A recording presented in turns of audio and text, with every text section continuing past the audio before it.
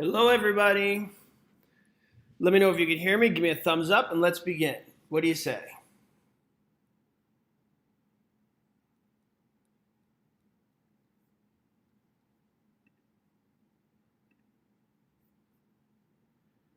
Okay, so we're about to start. Hello, everybody.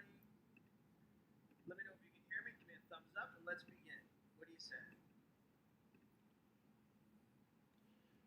All right. If the screen is a little blurry, make sure you change your settings to 720 HD. And we shall get started. Okay, the feedback is off. We're ready to go. You probably see the PrepAgent website on the board. Hi, Pamela. Hot Mic Joe. Should all be taken care of. Okay, so today we got an interesting topic. We're doing the 75 most common questions that we see based upon feedback from our students who take the exam. We get students all the time taking the exam, and we're constantly getting feedback on what they see, what they don't see, in conjunction with our own research and talking to state administrators and different people who are involved with the real estate exam process. Now, with that being said, you can get any question on your exam, be prepared for anything, but these are the most common ones we tend to see on the national content. You guys excited? Are you very excited to say, I'm so excited. This is going to be the most exciting thing I've ever experienced in my life. Okay. So, without further ado, what do you guys say we begin? Yeah? And like I said before, all this stuff can be found on the PrepAgent website here. Yay, super excited. So for those guys who use PrepAgent, the way I did this is I stored the 75 questions here on the right-hand column. When you use the PrepAgent website, you could put them all in the question for review column if there's questions you want to see for any reason. Maybe it's a topic you don't understand or it's something that's a particular interest to you. You can review it at all times. Okay. First one, general construction onto the property of another, like a wall or fence or a building, etc., is known as what? A, encroachment, B, easement appurtenant, C, situs, or D, estoppel. What do you guys think? Cindy says, bring it, Joe. It's being brought, Cindy. It's coming. Answer, A, encroachment. And by the way, if this goes too fast, because we are going through a lot of questions here, you guys are going to be able to see and review this over and over again. Everybody got it? Okay, right? I got it, Joe. I can watch it again and again and again. Okay, encroachment. We know that. That's just when you're crossing over onto somebody else's land. If a tree is built on your land and it's hanging over your neighbor's property, is that encroachment? What do you guys think?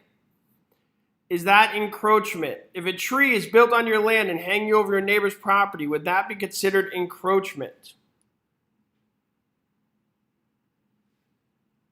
Yes, that would be considered encroachment. Let's get to the next one here. Which method would an appraiser be most likely to use when appraising a newly built one-year-old apartment building with no rental history? A, income approach, B, cost approach, C, capitalization approach, or D, market approach? That's right, Keith, like a football penalty.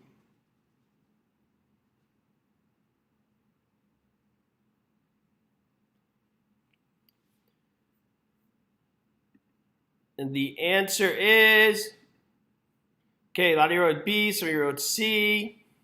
The answer is B. So the cost approach is a great approach when there's nothing to compare it to. And they often say it's how much would it cost to build something brand new. So the cost approach would apply here because this is a one-year-old building. And older buildings are harder to do this approach for because you got to factor in things like depreciation. All right, and there's no rental history, so you can't use like income approach or things of that nature. Now, just for full disclosure for you guys, these are not the exact questions you're going to see on your exam. We try and get close, try and hit the concept, try and do as best we can to best prepare you. And anybody who says they have the exact questions for the exam, they're breaking the law. So I just want to be clear about that. Full disclosure here. Okay? But it's pretty close. I feel like we're pretty close. When an appraiser is appraising a property, he usually considers all the following except A, the assessed value, B, the property rights to be valued, C, a definition of value, or D, the property identification. What do you guys think?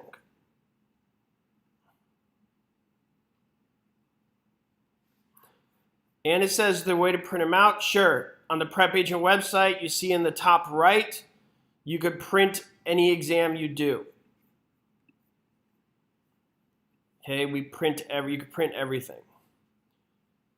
And the answer is A, assessed value.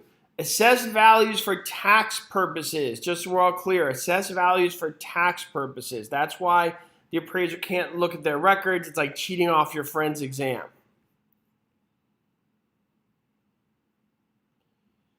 And moving right along.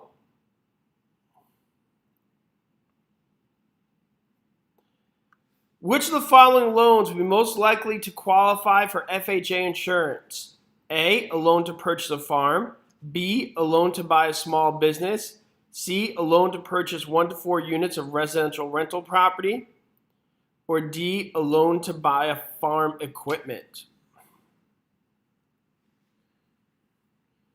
And the answer is C. FHA loans are for residential property. We're going to talk more about what an FHA loan is and some other questions we got coming up. But a hint for you guys taking the exam. This is a test in residential real estate. I know you need a real estate license to do other types of real estate. I get that. But when you're taking your exam, just remember why they're giving you this exam, okay? I want you guys to think of that. That could help you get through some questions. They're giving you this exam because they want to protect your average Joe, no pun intended, residential home buyers. People in commercial and other aspects of real estate are generally seen as people who should know better. You would say caveat emptor doesn't always apply to them. So when you see residential in any of the questions, I would take a serious look at circling that question. So that's my tip. Good tip? What do you guys think? I think it's a good tip.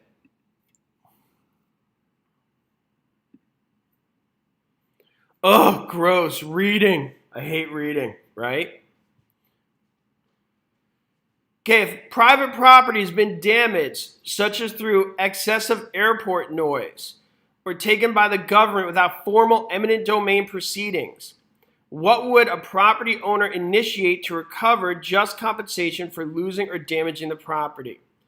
A, condemnation, B, injunction, C, inverse condemnation, or D, writ of execution?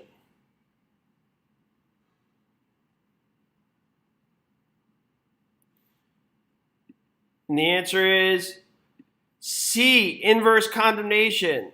In case you guys don't know why that word is highlighted on our system, when you click on a highlighted word, it gives you the definition. That's why those words are highlighted.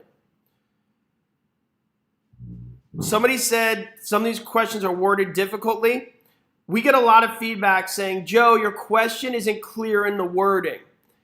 I got news, guys. Sometimes we know that, and we do that to prepare you for the exam because we want our questions to simulate the exam as closely as possible.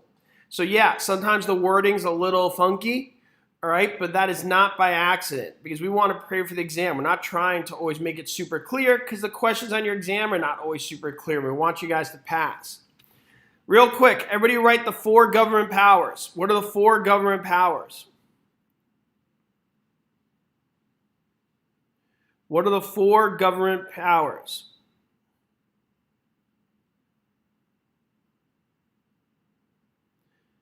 Okay, a lot of you guys are writing Pete, and that stands for police power, eminent domain, taxation, and escheat. Police power, eminent domain, taxation, and escheat. Here we're talking about eminent domain. Eminent domain is the government's right to take your property for public use, and they give you just compensation. When they pay you just compensation, that's the process of condemnation. Okay, that's the condemnation process. Think of it, your property's condemned, you can't use it, so they give you money for it. Inverse condemnation is when you are not given money or not given the correct amount of money. You're essentially suing the government, which is what this question is talking about. All right, and that comes up under eminent domain proceedings.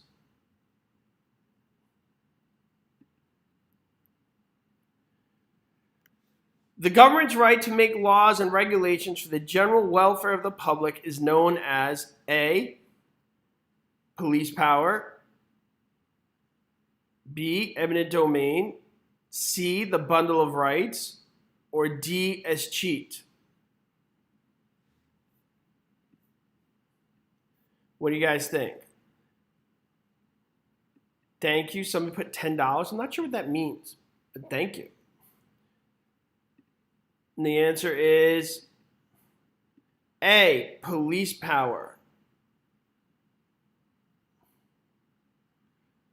Okay, so police power is one of the 4 government powers. We just discussed eminent domain. All right, so we said eminent domain. Well, let me ask you guys, what is the difference between eminent domain and police power? What do you guys think? What is the fundamental difference between eminent domain and police power? Thank you for that tip. Whoever gave me that tip, I appreciate it. It's amazing. I don't think we ever get tips. We have 40,000 subscribers, and it's the first tip we've ever gotten. This is a special moment in my life. Teardrop. Okay, so you got the difference between eminent domain and police powers. Eminent domain, they're taking the property away from you. Police power, they're telling you how to use it. This is an important distinction because what this means is in police power, they're not giving you money. Everybody got that? They're not giving you money because they're not taking the property away from you.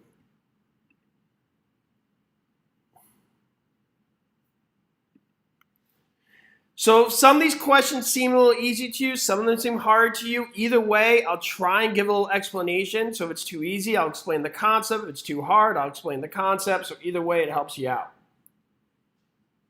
Okay, the total collection of rights which may be claimed by private ownership is best described as A, freehold, B, the bundle of rights, C, an estate, or D, the fee simple system.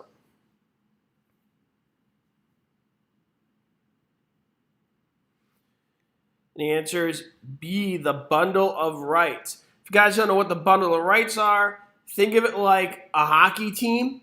Each player represents a right, and when a penalty occurs, the player gets taken off the ice. That's what the bundle of rights are. And if every player creates a violation and they're all off the ice, you forfeit the game, i.e. your property. What do you think of that analogy? It's a good one. So each player represents a right, your bundle of rights. And you can lose a right depending on a violation you commit. And when you lose all those rights, you essentially lose the entire property as a whole. You guys like that analogy? Brittany likes a straw. Okay, Brittany. We could go with a straw. Instead of hockey players, think of straws in your hand, if that helps. By the way, if you guys want to follow me, there I am. There's my Instagram. Joe Juder Instagram. I would love it if you guys follow me. I post some professional tips and some things I post that just help me with my day-to-day. I like to share things that help me get through the day, and maybe it'll help you too. So if you want to follow me, I'd be excited about that. I really appreciate it. Okay, moving right along. Straws, hockey sticks, whatever you want. A listing agreement is A, unilateral bilateral contract, B, all are correct, C, employment contract, or D, contract to find a buyer for a property. What do you guys think? Arthur's on the chat. Everybody say hi to Arthur. He's the one who designed this amazing system. Arthur, we got a $10 tip today. It's exciting stuff. And the answer is all are correct. So a listing can be bilateral or unilateral. Exclusive listings are bilateral because there's a commitment on both sides. When you have an open listing, there's no commitment on the broker side to find a buyer, but if they do find that buyer, you have to pay them. But they're not committed to look. Where with an exclusive listing, you're committed to look. And this is an employment contract. Your contract to find a buyer, not to sell the house. This is an important distinction. So just so you guys know, to give a shout out to Arthur. He's a very special guy because just so you guys know, this whole program is designed by him. We didn't get some template. We didn't purchase some other system. He catered this program for everybody as per your request. So if you guys have requests on how to make it better, let us know. And he constantly builds features like this highlighted bit here, like the green and the columns on the side and the red bar up top. Everything he custom made by himself.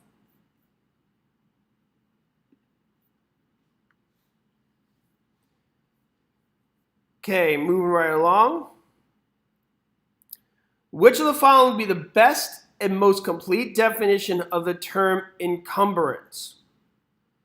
A, the use of property by a debtor to offer a creditor security for a debt.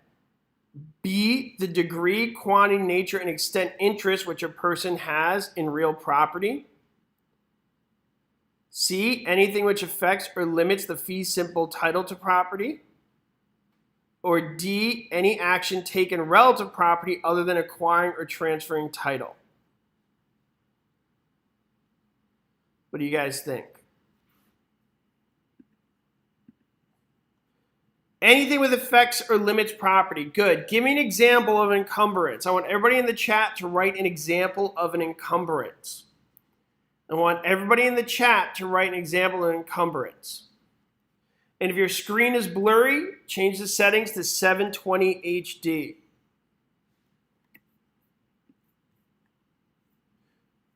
Woo, we got 460 people in the chat right now. Exciting stuff. Easements, liens, clouds on title, mortgages, great. Anything which limits you. Good job, guys.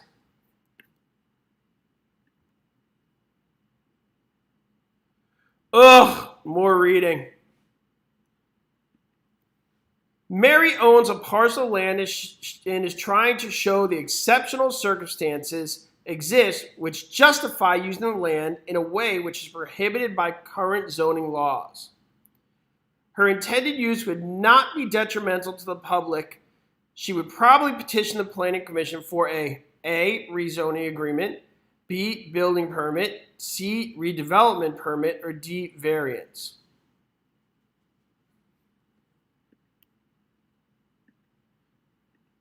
And the answer is D, variance. Here's the definition I want you guys to remember. Everybody ready?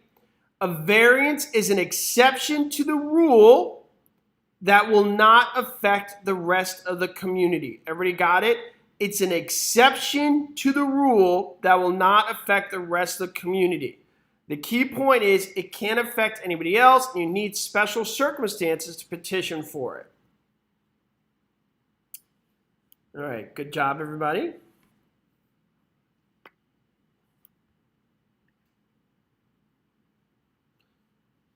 You guys should all get this one right super quick because we just went over this.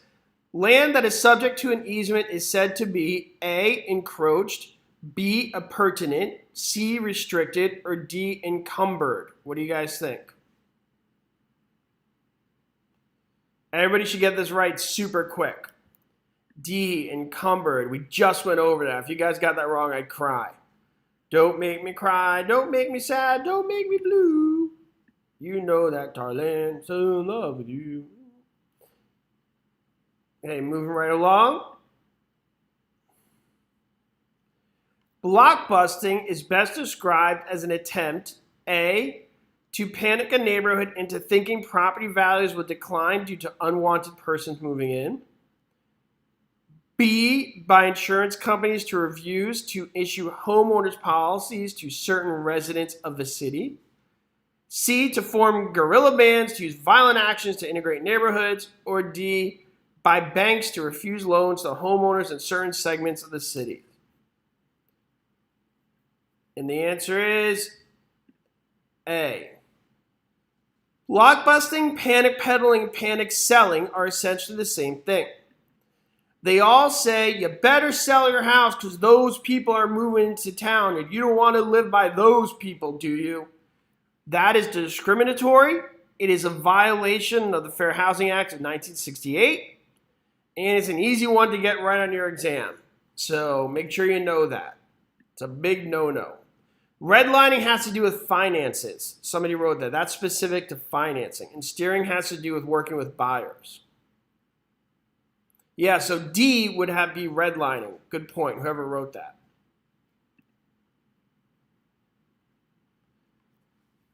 Involuntary methods of conveying property include all the following except A, quitclaim deeds, B, adverse possession, C, escheat, or D, condemnation. What do you guys think?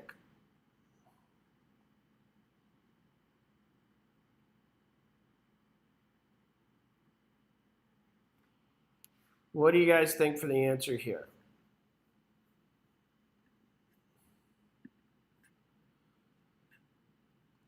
Okay, and the answer here would be A, quitclaim deeds. All right. So a quitclaim deed is just a voluntary transfer of property. In fact, it's the most immediate way to transfer property. All right, it's just an immediate foreign transfer. The rest is getting transferred whether you like it or not. They're mostly government powers doing it, or you've been sued or something of that nature, okay? So quitclaim deed is an immediate transfer of the property. Usually it's done between friends and family and whatnot. If you guys have Instagram and want to follow the PrepAgent Instagram, here's our PrepAgent profile. I welcome you there to follow us there. If you guys want, just follow us there on prep_agent. Good stuff. Moving right along.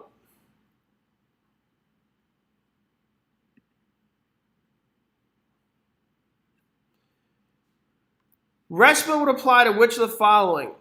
Homes and residential dwellings only, 1 to 4 family residential dwellings, commercial real estate only, or D, subdivisions? What do you guys think?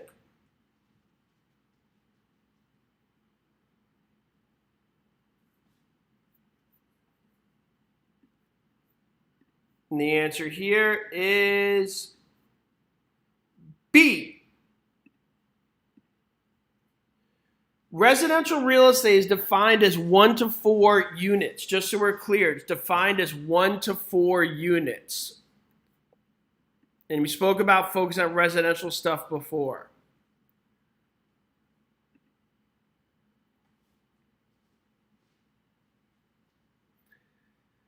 A change in the flight patterns that cause a loss in property value would be an example of A, aviation obsolescence, B, physical deterioration, C, economic obsolescence, or D, functional obsolescence.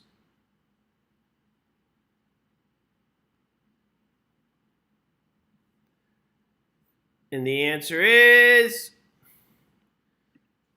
C, economic obsolescence. Economic obsolescence is a form of depreciation that happens for causes outside your property lines. See how many more we got. Woo! We got a bunch more. I hope you guys are getting comfortable.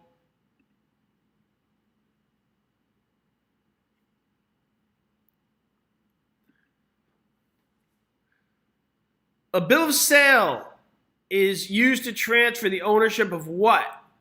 A, personal property, B, real property, C, fixtures, or D, appurtenances.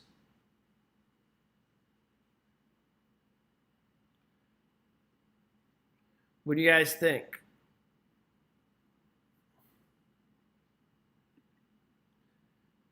And the answer here would be personal property.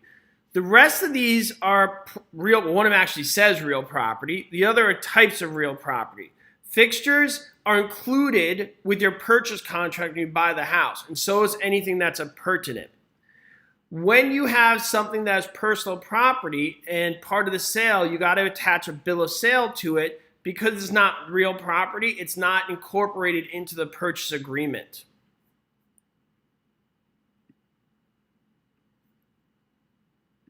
Okay.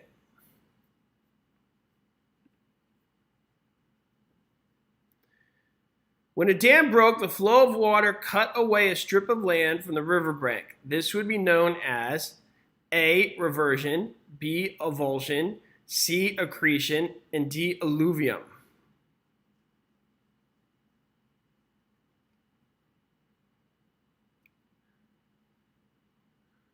What do you guys think? And the answer is avulsion. Avulsion, sudden, violent tearing away of the land. As I read more questions and I become a little more lazy with my articulation of the words, my accent starts to come out. Can you guys guess where I was originally from? Meaning from ages 0 to 18. Can you guys guess? Who can guess where I'm from based upon my accent? I don't have a strong accent, so it's not easy. It's not easy. It's a tough one. So I don't have a strong accent. And also, I left that area when I was 18. What do you guys think? Arthur says Australia. I grew up in the suburbs of New York. I do have strong ties to Colombia, but that's not where I actually grew up. But I do have very strong ties there. Mi gente! Okay, moving right along. I used to watch Mookie Wilson and Keith Hernandez and Darryl Strawberry and Dwight Gooden. You guys probably know how old I am if you know your baseball. And I was excited when Joe Morris was the running back of the Giants and Al Toon was catching passes for the Jets. So all my New Yorkers probably could guess my age from the names I just threw out there. Okay, a promise in exchange for a promise supported by consideration is the basis for a multilateral contract, B, unilateral contract, C, offer to lease, D, valid binding bilateral contract. What do you guys think? By the way, everybody's writing Columbia. Just so you guys know, it's C-O-L-O-M-B-I, not U. U is the university in New York or the city in South Carolina. The country is spelled with an O. Pet peeve for Colombians, FYI. Okay, here we go. And the answer is, boom! Valid binding bilateral contract. Bilateral is a promise for a promise. Supposed to unilateral contract was just one promise. Unilateral is one promise, like a lost dog sign. Stu mentioned I might have a knock-knock joke. Yeah, I heard about that. The problem is I'm not 10 years old, so I don't have a knock-knock joke ready. Ouch. Arthur's got knock-knock jokes. Okay, moving right along. Clara Ruiz says, I'm from Colombia. Am I right, Clara? Spell with an O, people. In the formation of contracts, valuable, good, sufficient, adequate are terms mostly closely associated with which of the following? A, consideration, B, bilateral contracts, C, compensation, or D, performance. Congratulations, Miss Ellen, on passing. Everybody say congratulations, Miss Ellen. And the answer on the board here is consideration. It's one of the 4 essentials of a valid contract. Can you guys give me the essentials of a valid contract? I would like you guys to give me the essentials of a valid contract.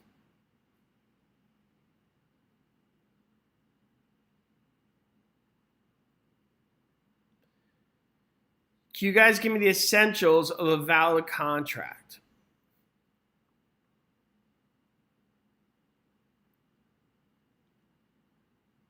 What do you guys think?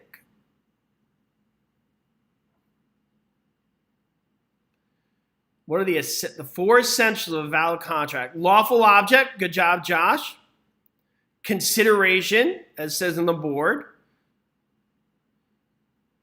Mutual agreement, and capable parties. Good, I'll say it again. Offer acceptance, capable parties, mutual agreement, and consideration. Great job, everybody.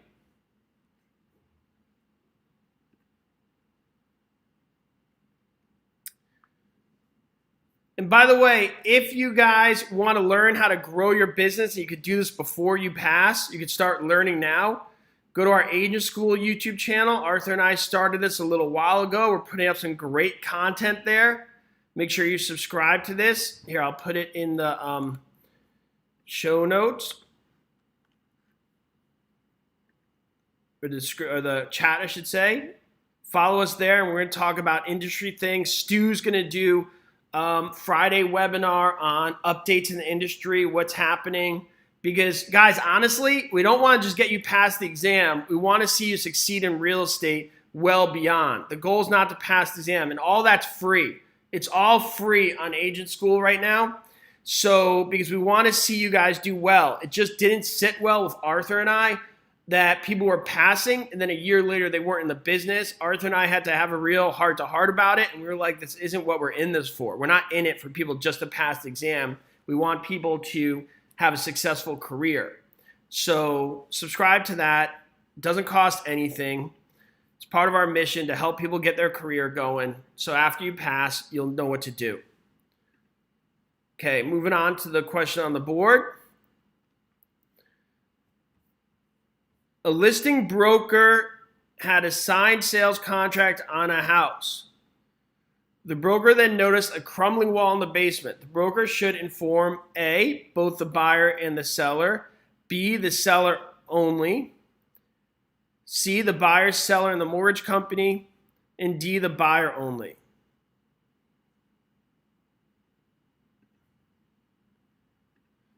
And the answer is both the buyer and seller. You're talking about a material fact.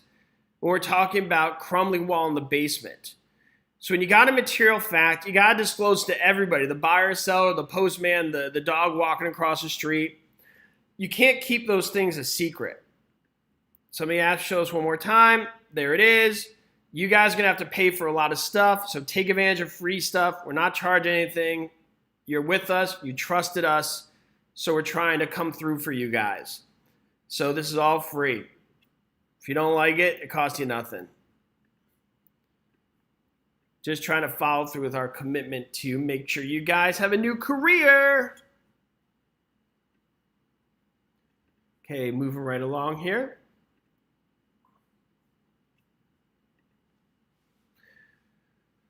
When a buyer withdraws his offer to purchase real property prior to acceptance by the seller, the A, buyer is entitled to a refund of the earnest money deposit.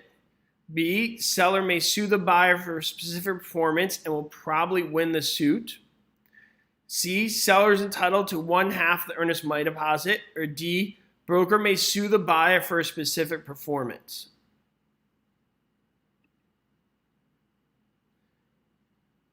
And the answer is, what do you guys think? Let's hear it.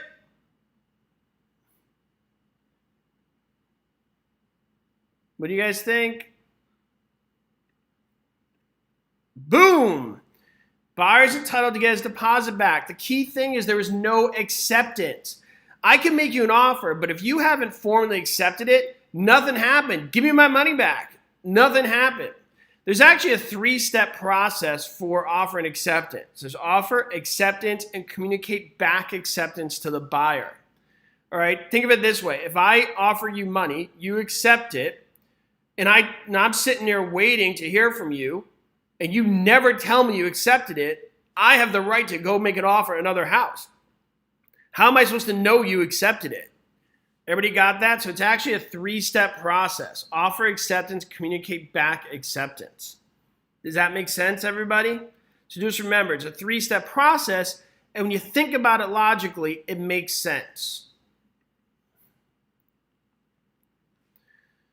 So another study tip for you guys, all right, just to kind of mitigate the requests we get. A lot of people write to us, say, Joe, I failed a bunch of times, or I'm having trouble with this. What do I do? What do I need to do? What do I need to do? I promise you guys, Arthur and I put our heart and soul into this program. Everything we got is here. There's no secrets. There's nothing we're going to tell you guys on the side that's going to be like, oh, well, let me tell you this. We didn't tell anybody else, but since you messaged me on Instagram, here's the secret. No secret. Kind of like in Kung Fu Panda. If you guys ever watched Kung Fu Panda, when he gets the scroll and he opens it, and he goes, there is no secret. The secret is to believe in yourself. Who's ever seen Kung Fu Panda? It applies so much. Sometimes there's no secret, guys. It's just right there in front of you. You just got to work a little harder and overcome things that may be a little more difficult to you than it is to other people. That's just reality. Some things are going to be harder for you. Some things are going to be easier for you. Just the way it is. Because I get messages, Arthur gets messages, Matt gets messages all the time saying, what do I do? What do I do? We put it all in there. It's all in there. Everything we know to do is in there.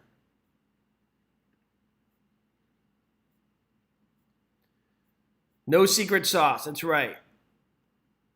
You guys seen Kung Fu Panda? If you haven't, it's probably my favorite cartoon movie. That and The Jungle Book.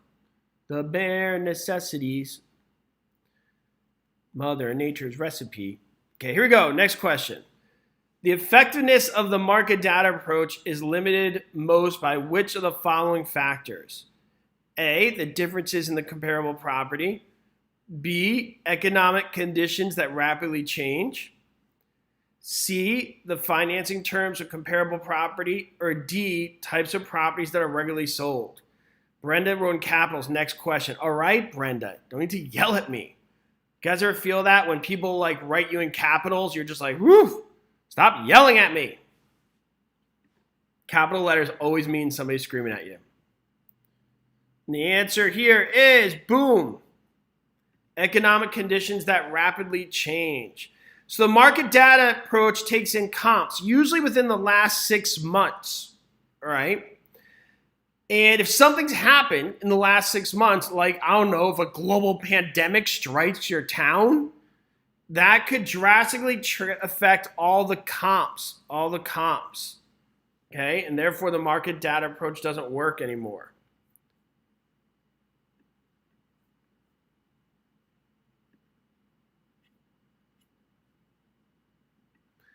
What item will appear as a debit on the buyer's closing statement? A, none of the other options are correct. B, prepaid homeowner's insurance. C, the purchase price. Or D, unpaid property taxes. What do you guys think? And the answer is, what do you guys think? The price of the house. So debit's money you owe, credit's money is coming to you. Debit just means that you owe money, and the biggest thing you're going to owe is the price of the home. So obviously that's the purchase price. For a buyer, it's the price of the home.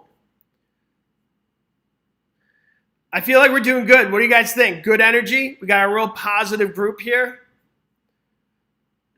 I love that we don't have those annoying trolls. One of the beauties of our webinars in this age where so many people write nasty things on the internet behind the cover of a computer screen, we never experience that in our webinars. I'm so grateful to you guys for that. People are supportive and helpful, and you guys know in this day and age, that just doesn't always happen. Arthur and I, when we started these webinars, we were worried about like the internet trolls rearing their ugly heads. It just hasn't happened. So honestly, guys, I love you guys for that, and it really kind of makes us easy for us to do what we do.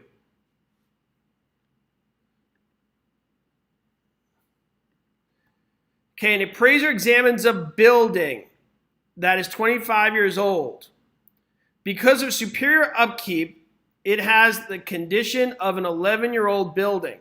The appraiser may use the 11-year-old age as the A, actual age, B, effective age, C, numerical age, or D, physical age. What do you guys think?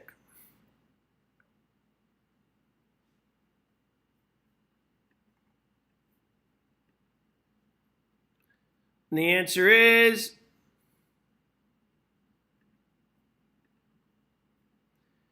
B, effective age.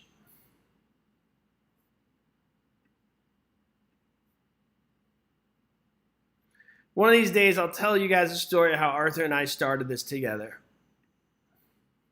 It's a good story, but for now, let's get past the exam. Another time, we'll get into that story.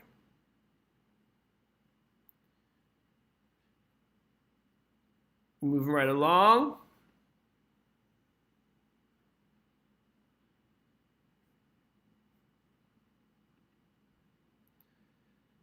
When the rent is charged based on the gross sale of a business, the lease is correctly termed A, a gross lease, B, a net lease, C, a voidable lease, or D, a percentage lease.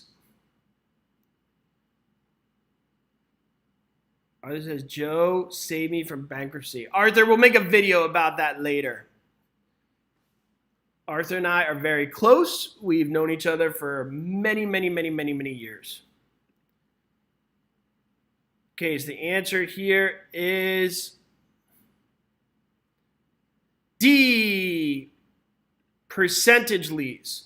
So there's different types of leases that you guys need to know for the exam. You have the gross lease, percentage lease, net lease, and sandwich lease. Okay?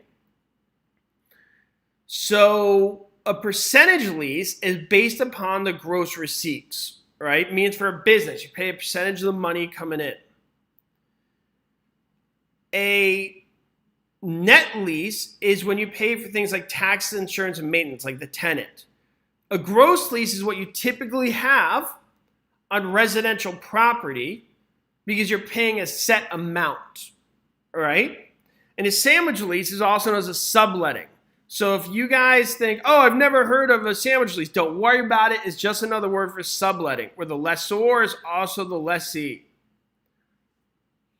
Okay? How many of you guys know your OREE rule? Who knows their OREE rule? If you don't know your OREE rule, you must know it in order to pass the exam. If you do not know it, you will fail. If you know it, you're in good shape. Here you guys go. Ready? A one, 2, 3.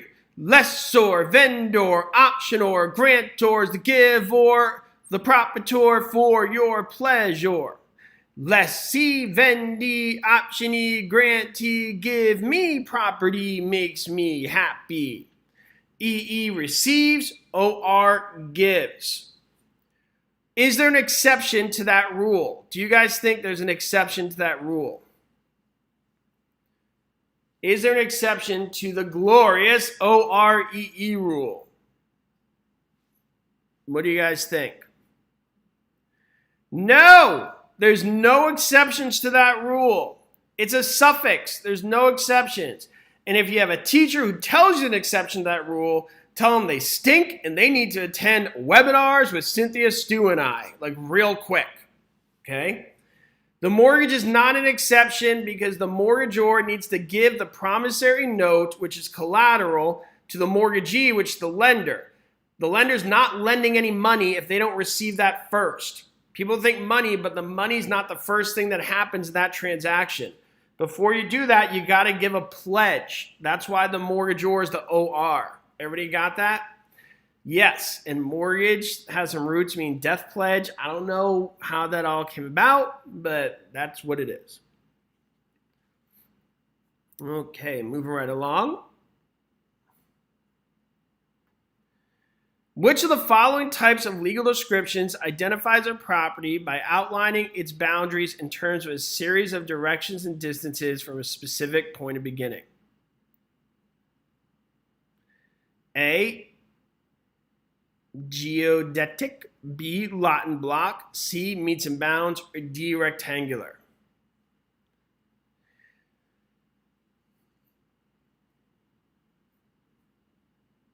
So he's asking about Kentucky. We cannot go over every individual state now, what's going to happen in each individual state. Everything we're doing now applies to the national content that applies to everybody. Okay, the answer here is meets and bounds. Promise me something. Everybody ready? Promise me you will never circle something you never heard of. If you never heard of it, do not circle it. I know a lot of you guys are looking at what's geodetic. I don't know. It's something you never heard of. Don't circle it. Everybody promise me that. On your exam, promise me you will never circle something that you've never heard of. How many of you guys, and be honest, will get a little insecure on your exam, be like, wow, I've never heard of that word, but it looks fancy. Was it in my book? I'm not sure. Never saw it before, but man, that looks like an important word. Sounds about right. And you start justifying it in your head over and over again. You got to trust in your studies. Circle things you're familiar with. If you've never heard of it, don't circle it. Am I right or am I right? How many of you guys have done that where you do an exam and you're just like, I've never heard of that word, but woof, looks important. Looks like an important word. I feel like I should know that. This idea that you're going to understand not only the correct answer, but all four options, not going to happen. Okay, with a tenancy for years, A, 30-day notice is required to terminate the lease. B, no notice is required to terminate the lease. C, the term of the lease must be for at least 1 year. Or D, the lessee has a freehold estate.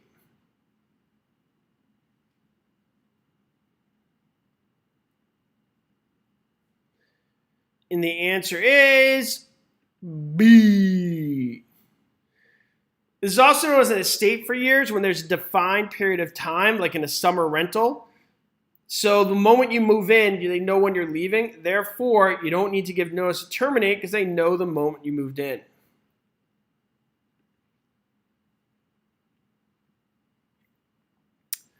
In some states, the instrument used instead of a mortgage is A, promissory note, B, release deed, C, negotiable instrument, or D, a deed of trust.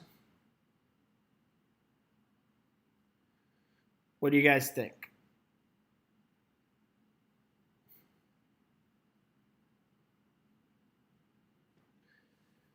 And the answer is D, a deed of trust. The depth of how much you have to know about a mortgage or a deed of trust depends on what state you're in, obviously. But you all should know basically what they are no matter what state you're in. A deed of trust is a three-party system with a trustor, trustee, and beneficiary. A mortgage is a two-party system with mortgagor or mortgagee. I won't get into more depth than that. Like I said, the depth of knowledge you have to have on each depends on what your state laws are and what they use. But a basic definition of the two, we all should know that.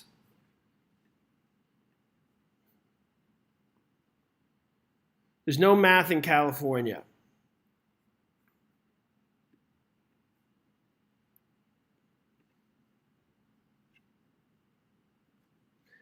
Jones put his house on the market. Brown made a written purchase offer that Jones accepted in writing. When is this contract valid?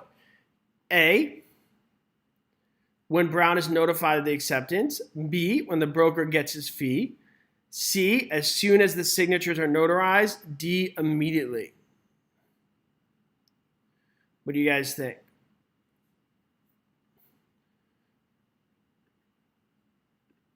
And the answer when he gets acceptance. Remember I spoke about this before? The process for offer and acceptance is offer, acceptance, and communicate back that acceptance, as the question says here. Everybody got that? Remember, if I don't know you accepted it, I'm going to move on.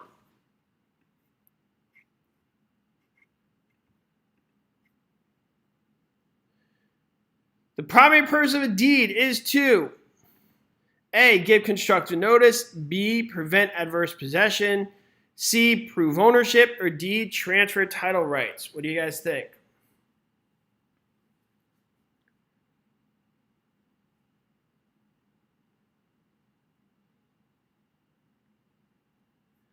And the answer is D. Deed is there for evidence of transfer. It's evidence of transfer. Title is ownership. Deed is evidence of the transfer. We got a lot of questions here, so let's get moving on this a little bit. Remember, you could rewatch this whole thing. Which of the following is or are considered to be real property? A, toilet. B, furniture. C, concrete patio. Or D, sink. What is A? It's a toilet. Do I have to tell you what a toilet is? Okay, the answer is B, furniture. Because it doesn't necessarily stay with the property. It's personal to that person. You mean what a toilet? Okay, a toilet is a fixture. Is that what you're asking? It goes with the property. I guess in context, I should have explained that better.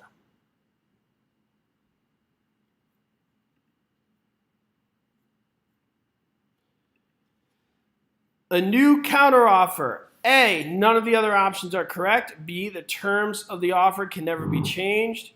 C, the counteroffer becomes the counteroffer E. Or D, the counteroffer can change the terms of the offer unilaterally.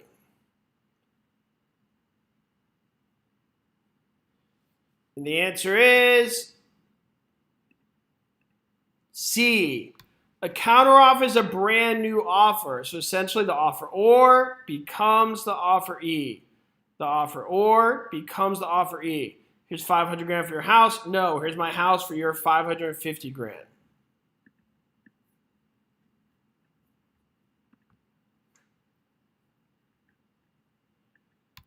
Economic obsolescence in a property is generally A, a type of depreciation that is incurable. B, a result of poor maintenance. C, due to architectural faults. D, caused by the aging process.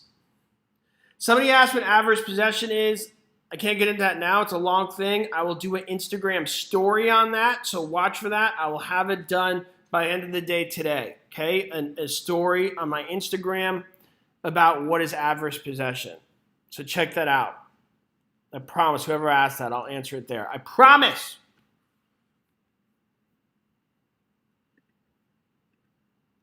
Okay, the answer is the type of depreciates incurable. Incurable. Okay. Now, obviously, you could have like neighborhood watches and petition the government, but you got to be reasonable here. Generally, when there's economic obsolescence, people move.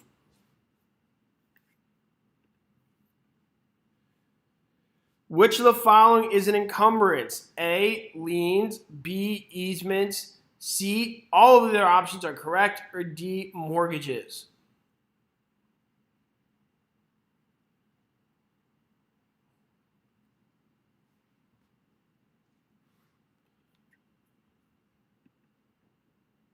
And the answer is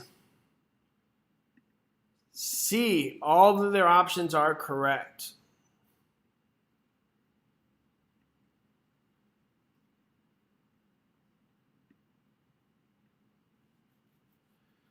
One example of easement of gross is the right of A, owners to cut across a neighbor's property. B, utility companies to access a property in order to maintain wires or pipes. C, owners to use the neighbor's backyard for their own recreation. Or D, a roofing company working on repairs to store some of their equipment in the neighbor's yard.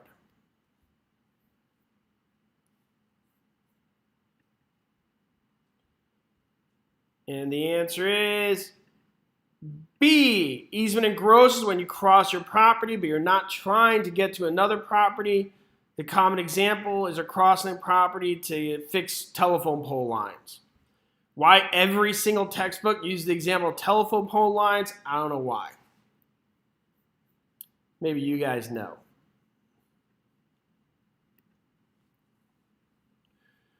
Which of the following would be classified as a general lien? A, mechanics lien. B, property tax lien. C, judgment lien. Or D, real estate property tax lien. What do you guys think?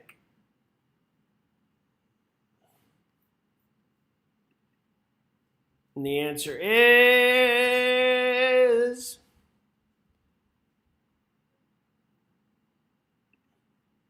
C, judgment lien. Hopefully you guys realize that B and D are the same thing. Property tax liens are specific liens. I mean, if you don't take it, they only take the property. So is mechanics liens. But if you lose a judgment in court, they could take everything from you.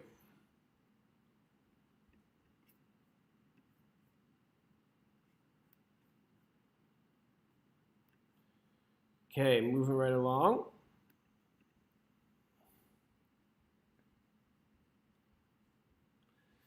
The difference between the value of a property and the total amount of liens against it is known as A, collateral, B, a down payment, C, equity, or D, actual cash value.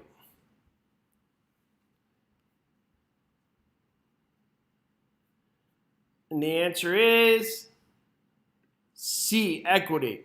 How's my audio been? I've had the air conditioning on while I'm doing this. I want to make sure it doesn't bother you guys. So if it really stinks with the air conditioning, I will sit here and sweat, but I prefer not to. Equity is the interest in the property above and beyond all liens against it, meaning after you sell the property, what you could take home.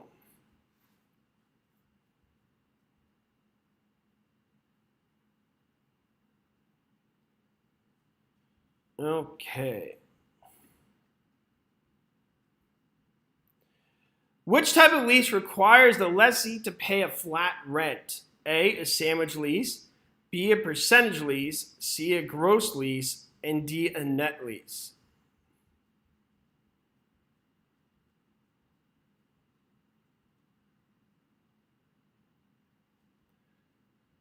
And the answer is a gross lease. We went over that earlier. Arthur, can you believe it? We are 1 hour into the webinar and we have 490 people watching. It's crazy. We had like 460 in the beginning at 490. You guys are sticking around, huh? We have not lost like anybody.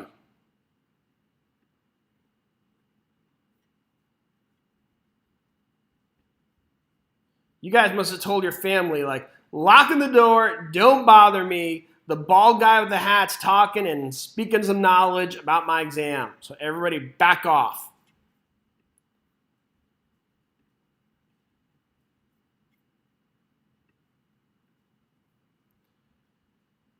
The township contains only A, 640 acres, B, 36 square yards, C, 23,040 square feet, or D, 36 sections. Somebody wrote we had over 500 before. Buzzkill. All right. The answer is 36 sections. So a section's 1 square mile. A township, it represents 36 sections. So a township is 36 square miles. Good. And you learn about that when you study meets and bounds, of which we got a great video on it. You can look it up on our PrepAgent YouTube channel.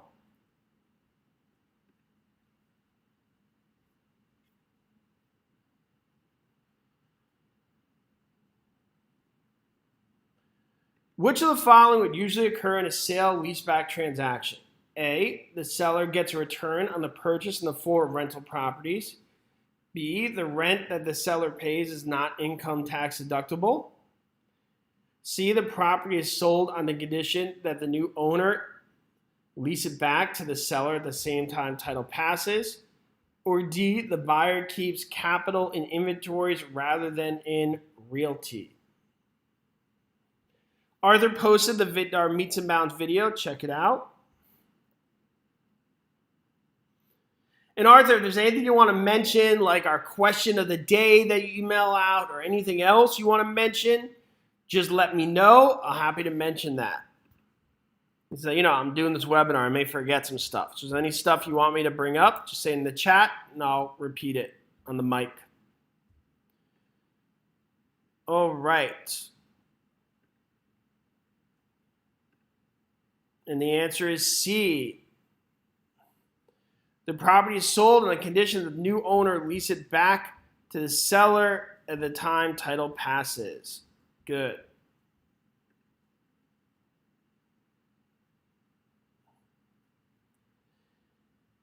If one uses the words of definite duration to describe a lease, it's most likely an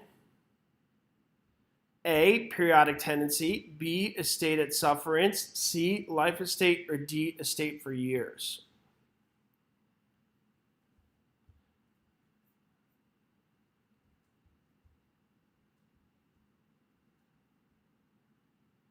And the answer is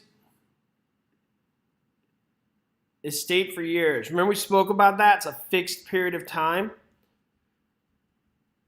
A life estate's not definite because you don't know when somebody's going to die. Periodic tenancy is reoccurring, and estate at sufferance is like a deadbeat tenant. I think I'm getting everyone right so far. Maybe I should take the exam for you guys. What do you guys think? No, I can't do that. I know some of you guys were thinking like, I know he's kidding, but is he serious? Like in the back of your head, there's like a little part of you is like, wait, is he kidding? As if he's not, I'm totally down. No, you big cheaters. How many of you guys tell your kids, don't cheat, study, learn your stuff, and do the best you can, and do it with honor and courage.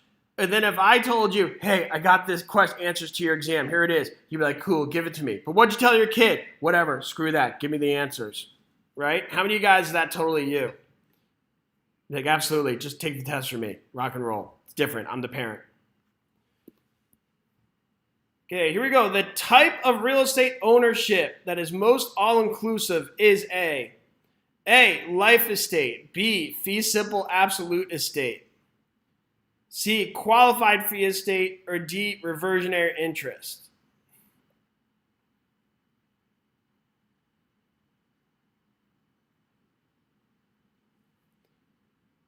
And the answer is fee simple absolute. It's the most absolute interest, but there still is taxes.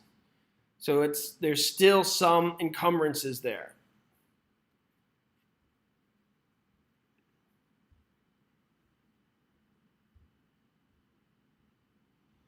An agent becomes the agent of the seller when both the seller and the agent sign an A, purchase agreement, B, transfer disclosure statement, C, listing agreement, D, agency disclosure statement.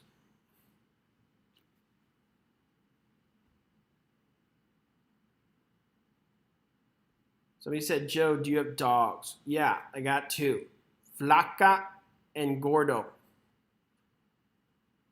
Flaca and Gordo. Those are my two dogs. For those guys that don't speak Spanish, I basically named my dogs Fat and Skinny. Okay, and the answer here is boom. C, a listing agreement. A listing agreement. Boom, that's that contract. It's the doozy.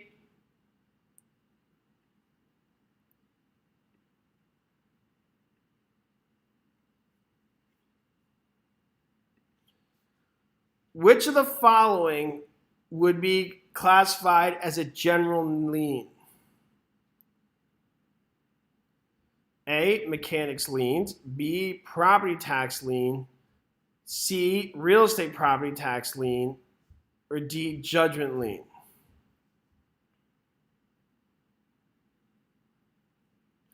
Sabrina, stop copying and pasting capital letters all the time, please.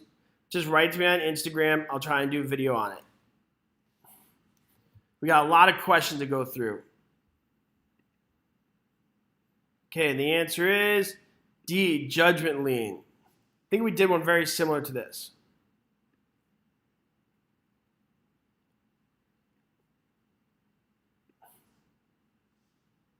Did we already do this one? My bad, guys. My bad.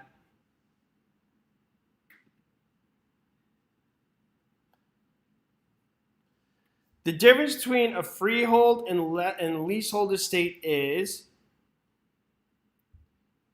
The right of survivorship for the tenant. B, who is obligated to pay the property expenses. C, ownership versus the right to purchase. Or D, ownership versus possession.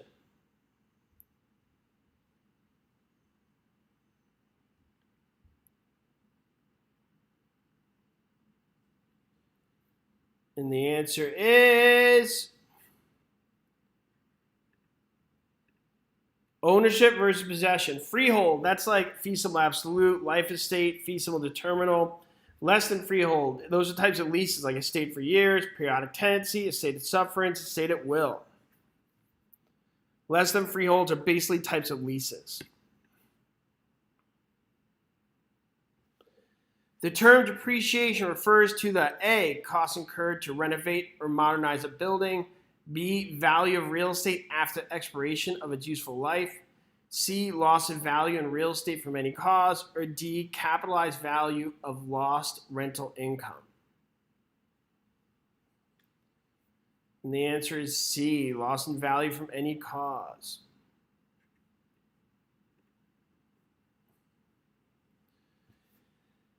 To help a buyer get an FHA loan, a real estate broker should put the buyer in contact with A, the Federal Home Loan Mortgage Corporation, B, the designated FHA appraiser in the area, C, a lending institution approved by the FHA, or D, the FHA.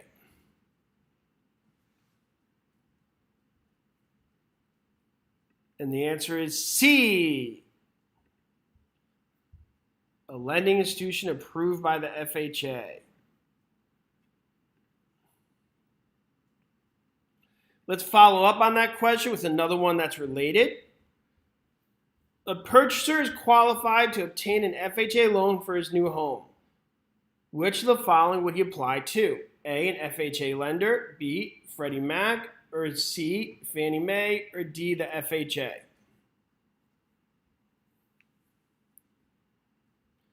So this is the similar question asked in a different way. It's important to see some of that sometimes. We don't always know exactly how they're going to ask it. Okay, so it's an FHA lender, not the FHA itself. An FHA lender is a lender that's approved by the FHA.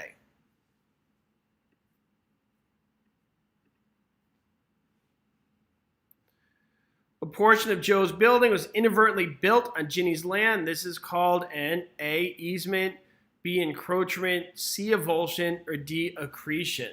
What do you guys think?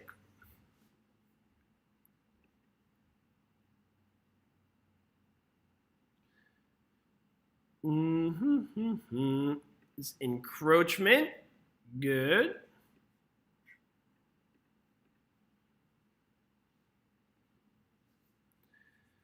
A broker accepts an exclusive authorization and rights to sell listing on a corporation. During the listing term, all offers of the corporation die. In this case, A, the listing is automatically terminated. B, the listing must be acknowledged by the new appointed officers. C, the listing must be signed by the corporation board of directors. Or D, the listing remains in full effect.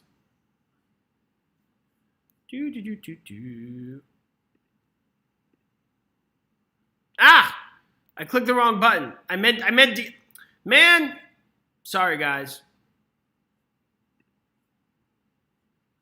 I meant to click that. Listing remains in full effect. Just with the corporation. I got one wrong! Don't judge me!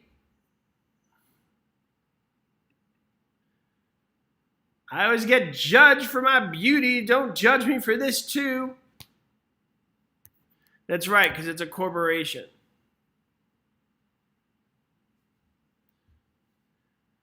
A type of real estate ownership that is most all-inclusive is A, qualified fee estate.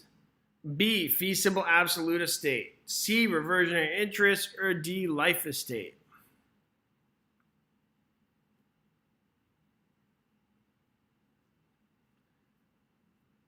And the answer is B. Fee simple absolute estate. I just got that one wrong, so you guys rethink that whole idea of me taking the exam for you.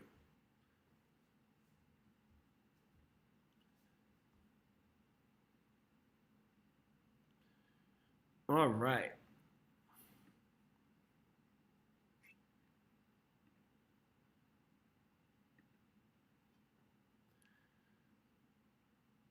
A balloon payment is usually associated with A, package mortgage, B, blanket mortgage, C, variable mortgage that varies with the cost of living index, or D, large payment during the term or the end of the payment schedule.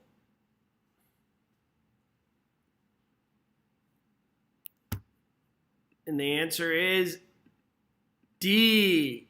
Boom!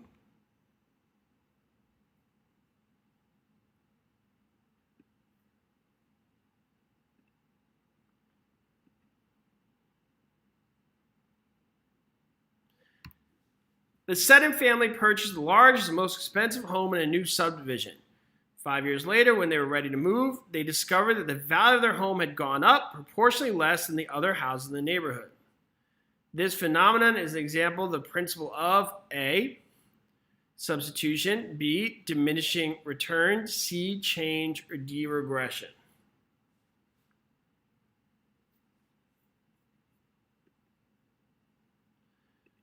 And the answer is D, regression.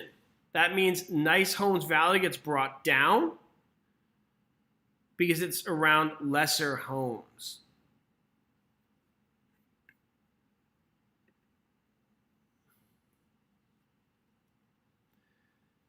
If the owners of a shopping center want a major department store's lease to provide rental payments that reflect the store's sales, they're most likely to use which of the following types of leases? A, flat fee, B, net, C, gross, or D, percentage?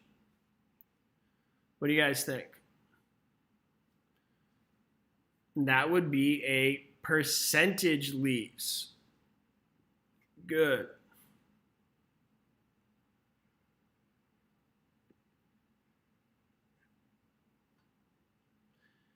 Eminent domain and escheat are two examples of A, transfer of title by descent, B, adverse possession, C, involuntary alienation, or D, voluntary alienation.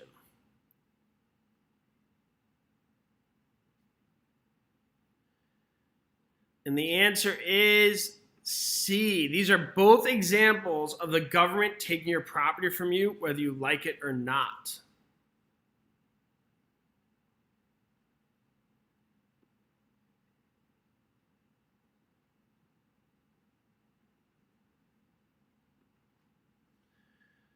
A property owner conveys a life estate to his brother for the brother's lifetime. It designates his cousin as the person to whom the property will pass when the life estate ends. When the brother dies, what happens to the property? A, the property owner must designate a remainderment of the property. B, the property passes to the brother's heirs. C, the cousin automatically becomes a fee simple owner of the property. Or D, the property reverts back to the original owner of the property.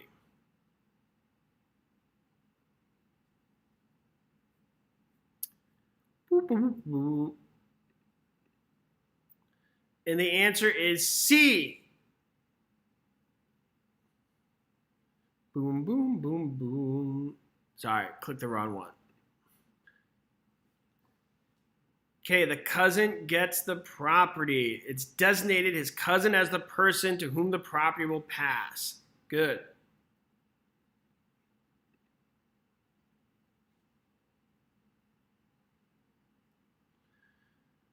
How big is an acre? Everybody tell me how big an acre is. Write in the comments, how big is an acre?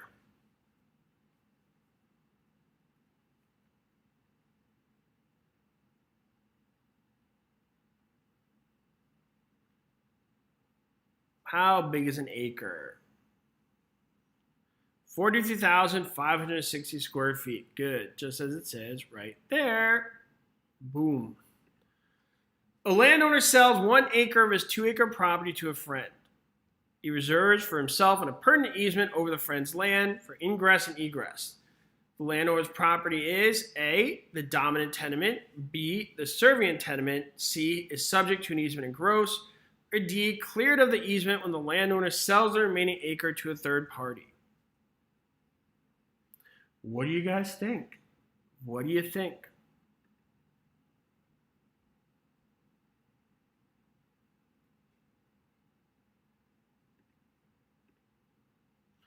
The dominant tenement, because they have the right to cross the property. Good.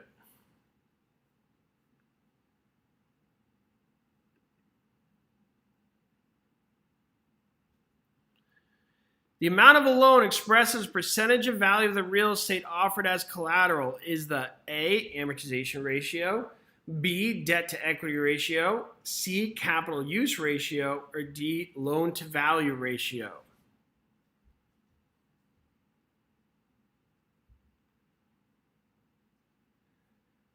And the answer is D, loan to value ratio.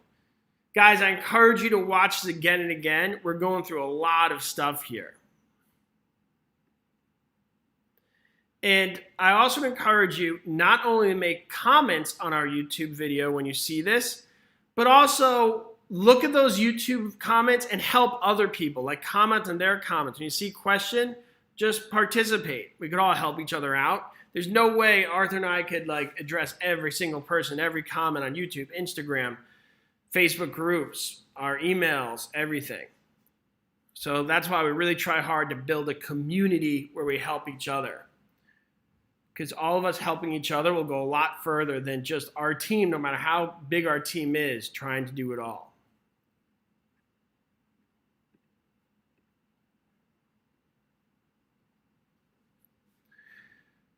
Part of the consideration offered to a seller when the buyer signs an agreement of sale is called A, an option, B, a recognizance, C, an earnest money, or D, a freehold estate.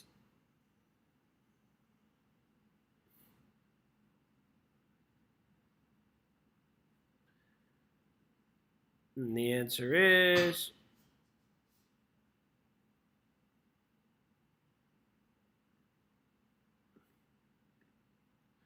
boom, earnest money deposit shows that you're serious about your offer. Just a little reminder about our Instagram profiles. There's the PrepAgent Instagram profile. Check it out. There's mine. There's our website. And back to the practice questions.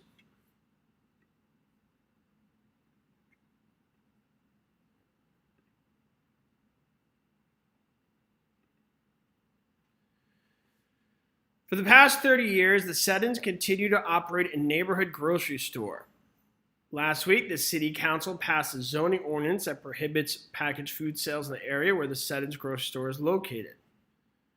The store is now an example of A, violation of eminent domain, B, non-conforming use, C, illegal enterprise, or D, variance of the zoning laws. That's right, Jason, you can watch it later.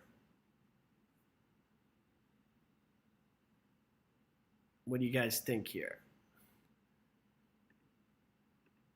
Boom, non-conforming use. Excellent.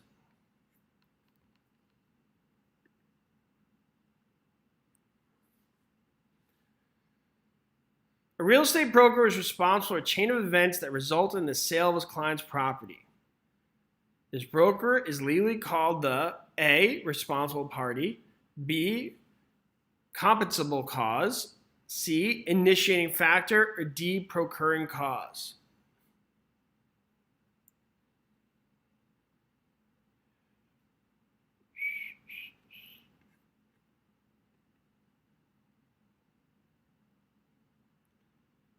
And the answer is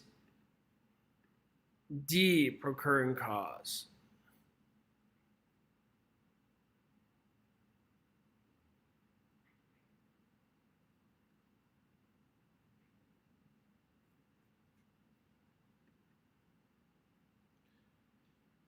Good job. Procuring cause is the reason somebody's there. The principle of appraising, which states the maximum value is achieved when the property is in harmony with its surrounding, is the principle of A, conformity, B, highest and best use, C, contribution, or D, competition.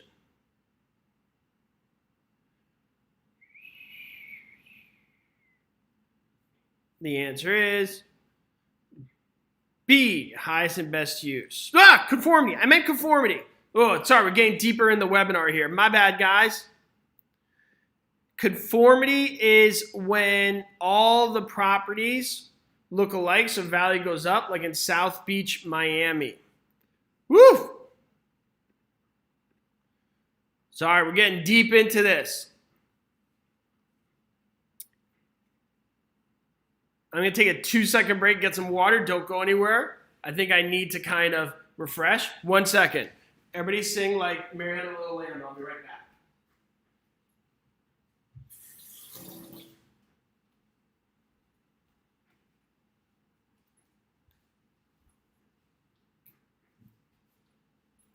And I'm back. All right, did you miss me? Did you guys miss me? I know I was gone for a while, and you're like, what? Where'd he go?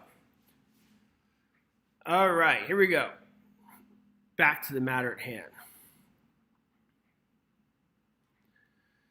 The addition to one's land by the gradual deposit of soil through natural causes is A, annihilation, B, ademption, C, accretion, or D, avulsion.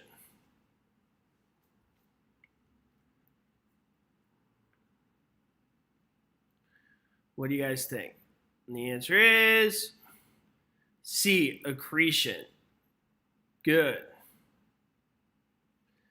Excellent.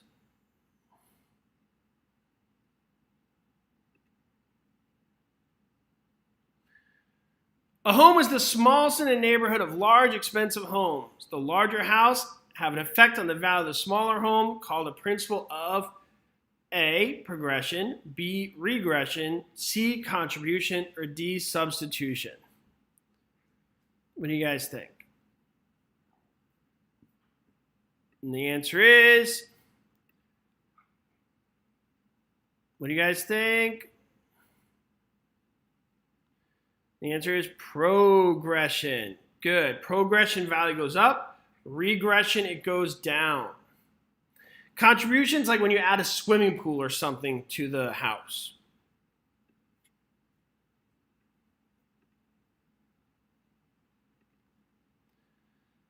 A tenant's lease is expired, but the tenant has not vacated the premise or renegotiated a lease. The landlord has not given the tenant permission to remain in the building. The situation is an example of A, an estate from year to year, B, tenancy at will, C, estate for years, or D, tenancy at sufferance. What do you guys think? The answer is D, tenancy at sufferance. The landlord is suffering. Poor landlord. Tenant won't leave. The portion of the value of an owner's property that exceeds the amount of the owner's mortgage is called A, surplus, B, equity, C, escrow, or D, equality. This is a similar concept we did before, framed in a different way. So we try and do that a lot so you guys get these questions right. And the answer is B, equity. Good.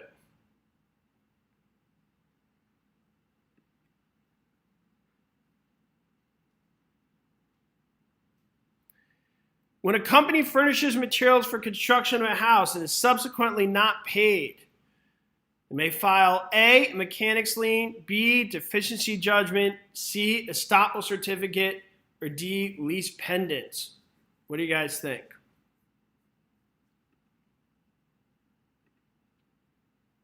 The answer is A, mechanics lien, which is also known as the specific lien. Meaning if you don't pay, they can take one thing specifically. Mechanics lien is an involuntary specific lien.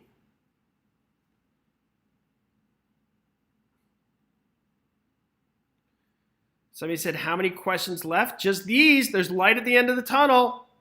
Just these ones left. You guys see them in the right-hand column. Not much more. A buyer, Joe, and a seller, Stephen, both sign a purchase contract. What title of interest, if any, just don't have the property at this point?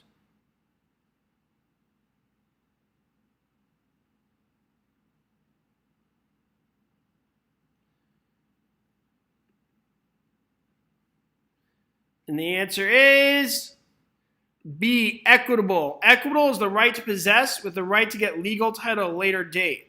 Legal title you get when you have everything. Loans are paid off. Everything's done.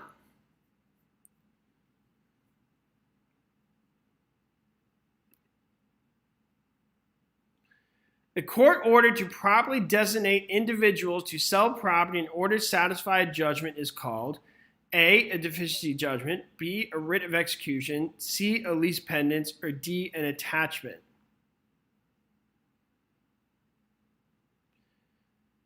Is constructive eviction illegal? Yep. Somebody does that, they could be in trouble. Constructive eviction is basically just like kicking somebody out by like not fixing the heat and making it unlivable.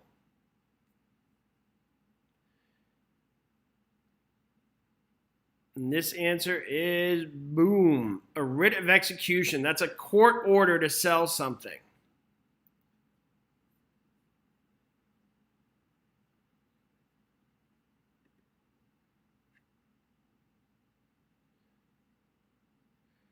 A borrower takes out a mortgage loan that requires monthly payments of $875.70 for 20 years and a final payment of $24,095. This is what type of loan? So this would be a balloon loan because there's a large payment at the end. There's a large payment at the end.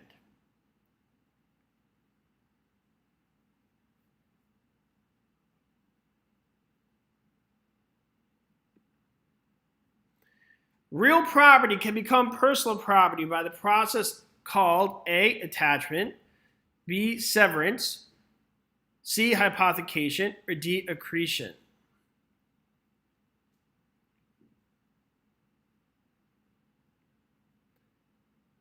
And the answer here is B. Just think you're severing it off, like you're chopping it off. Real property becomes personal. Boom. A lot of you people know when personal becomes real about fixtures and attachment and all that. This is going the other direction. Taking something that's real and making it personal. Think of it, you're severing it off. You're cutting it off.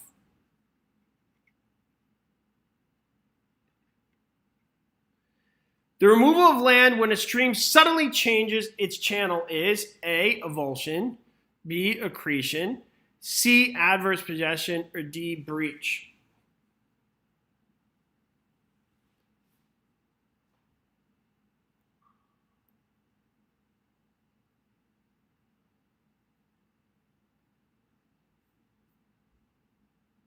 And the answer is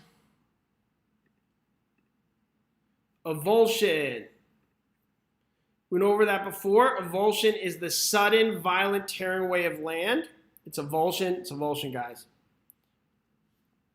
It's sudden. Once you see that word suddenly, it's avulsion. Accretion's more gradual. Everybody got that? Accretion's gradual. So the moment you see that word here, sudden, you know it's avulsion. All right?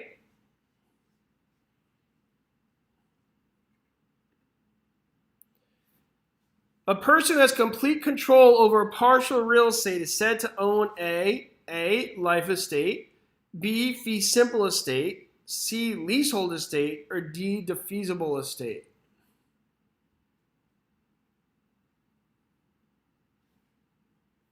And the answer is B, fee simple estate. Boom. Good. It's the highest degree of ownership.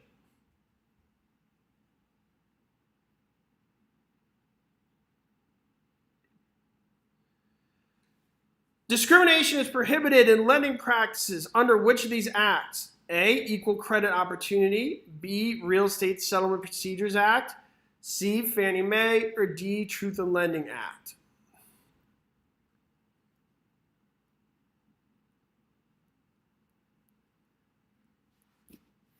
And the answer here is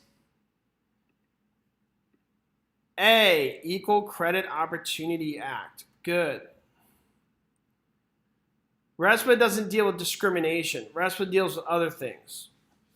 Equal Credit Opportunity Act deals with discrimination.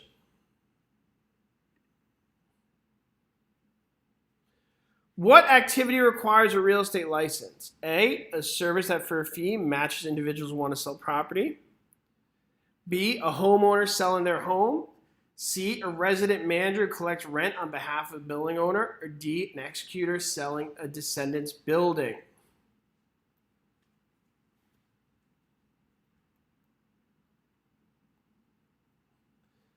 And the answer is A.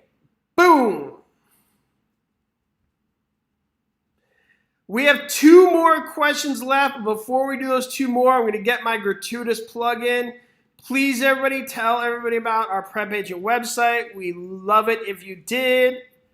Subscribe to my Instagram, Joe Juder. Subscribe to the PrepAgent Instagram, prep_agent. And, of course, subscribe to our Agent School YouTube channel where we will make you guys real estate geniuses. And when you pass, you'll be ready to rock. All right? It's all free there. Everything I just showed you there. Well, not the website. The other stuff is. And here we go. 2 more questions. A normal section of the government rectangular survey system contains A, 36 square miles, B, 6 square miles, C, 1 square mile, or D, 160 acres. And it says, this is awesome, can you host another? Depends how many people subscribe, Anna. I'll do another, Anna, don't worry. And the answer is 1 square mile. We talked about a section, a township, which is 36 square miles. The section's 1 square mile.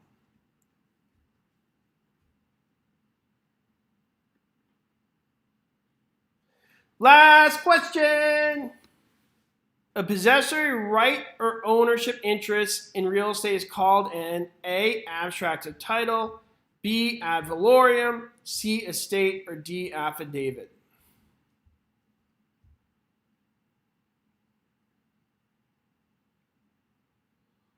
And the answer is, for the last question of the day, C, estate. Thank you, everybody.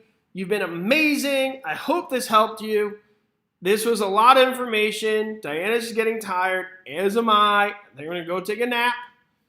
But rewatch this over and over again. Share this with your friends by all means. That's what it's meant for. Thank you, everybody, and we will see you soon. Bye.